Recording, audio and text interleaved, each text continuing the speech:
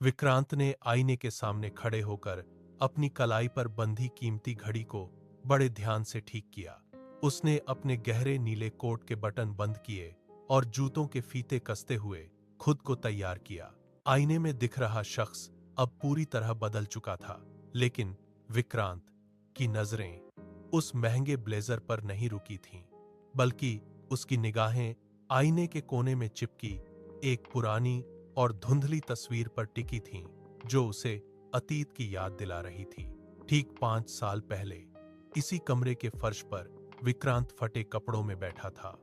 हाथ में एक खाली पर्स था और सामने मेज पर पुराने अखबारों का ढेर लगा था।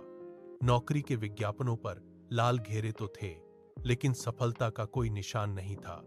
तभी उसके दोस्त ने दरवाजा खोला और हंसते हुए उसका मजाक उड़ाया।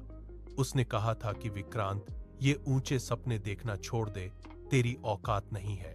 विक्रांत ने कुछ नहीं कहा, बस चुपचाप अपनी डायरी बंद की और पूरी रात मोमबत्ती की मध्यम रोशनी में हिसाब किताब करता रहा।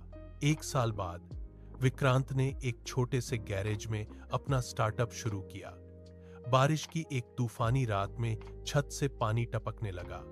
अपने सपनों के कागजों को बचाने के लिए उसने अपनी शर्ट उतारकर उन्हें ढका और खुद पूरी रात भीगता रहा। अगले दिन खाली पेट वह क्लाइंट मीटिंग के लिए पहुंचा, लेकिन उसे वहां से धक्के मारकर बाहर निकाल दिया गया। सड़क पर चलते हुए उसने अपना पर्स निकाला, जिसमें सिर्फ 10 रुपए बचे थे। एक पल के लिए वह टूटने वाला था, लेकिन उसने हार नहीं मानी और एक नई दिशा में चल पड़ा। अगले 3 महीनों तक विक्रांत एक मशीन की तरह काम करता रहा। दिन की चिलचिलाती धूप में वह डिलीवरी करता और रातों की खामोशी में कोडिंग सीखता। उसकी आंखों में नींद नहीं, बल्कि कुछ कर गुजरने का जुनून था। जब उसे पहला बड़ा ऑर्डर मिला तो उसकी आंखों में आंसू थे।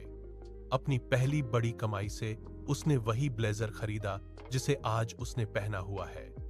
यह सिर्फ एक कपड़ा नहीं था, बल्कि उसकी कड़ी मेहनत और रातों के संघर्ष का एक प्रमाण था, जिसने उसकी किस्मत बदल दी। आज उसी के ऑफिस के बाहर लोगों की भीड़ लगी थी। एक युवा ने जब उसकी सफलता का राज पूछा, तो विक्रांत मुस्कुराया और बोला कि मैंने बस हार मानने का विकल्प ही खत्म कर दिया था। उसने आईने में खुद को आखिरी बार देखा, लाइट बंद की और बाहर निकल गया।